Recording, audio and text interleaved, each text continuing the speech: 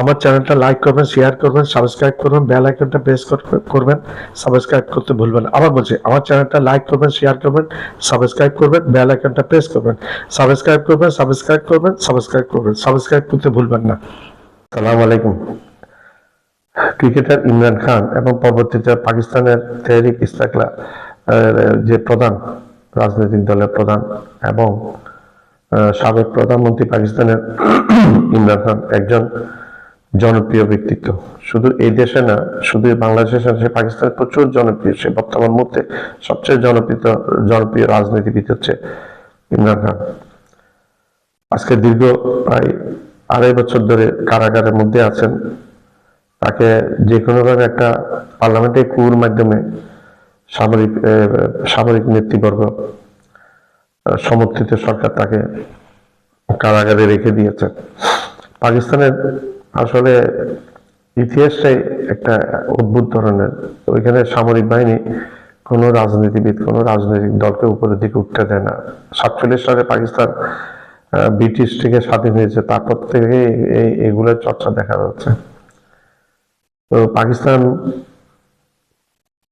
গণতন্ত্র কোনোভাবে বিকশিত হয়নি আমাদের বাংলাদেশের মতো। বাংলাদেশে যেমন গণতন্ত্র বলে চিল্লাই, কিন্তু সব কয়টা যে কয়টা এ পর্যন্ত ক্ষমতা আছে সবাই ষড়যন্ত্রের পথে পা বাড়িয়েছিল।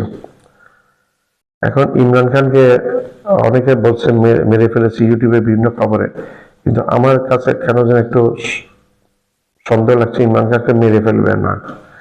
বর্তমানে ইমরান খান খুবই পপুলার। এটা একটা টেস্ট কেস হিসেবে ইমরান খানকে মারা হয়েছে এরকম দেখে হয়তো জেনারেল আসিফ মুনির হয়তো দেখতে যাচ্ছে মানুষের প্রতিক্রিয়াটা কি হয়, পাকিস্তানের প্রতিক্রিয়াটা, ভিতরে মানুষের প্রতিক্রিয়াটা কি হয়।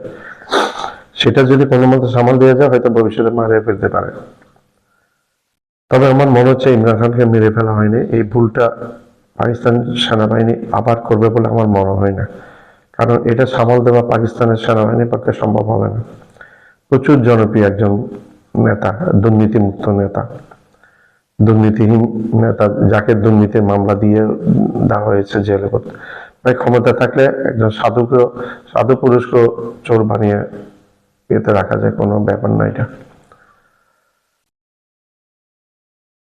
তো ইমরান খান মনে হয় না, কারণ ইমরান খানের পপুলারিটি শুধু পাকিস্তানে, এটা বাংলাদেশের, ভারতেও কিন্তু এজ এ ক্রিকেট হিসেবে ইমরান খানকে অনেকেই পছন্দ করে।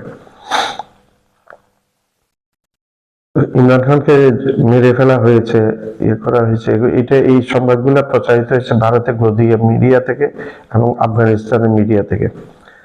বর্তমানে আফগানিস্তান ভারতের সাথে খুব দহরম চলছে। আমি বুঝি না মুসলিম দেশ আফগান তালেবানরা কেন ভারতের সাথে গিয়ে হাত মিলিয়েছে পাকিস্তানের বিপক্ষে।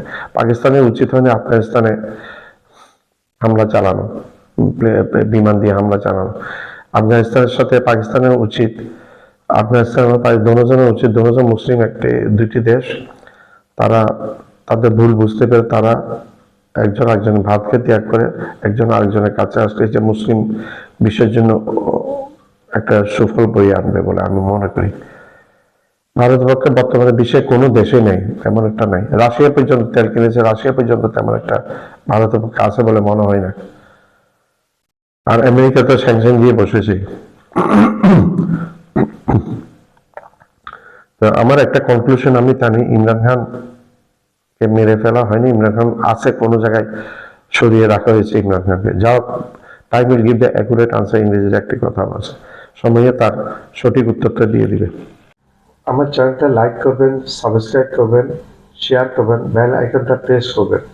সাবস্ক্রাইব করতে ভুলবেন না।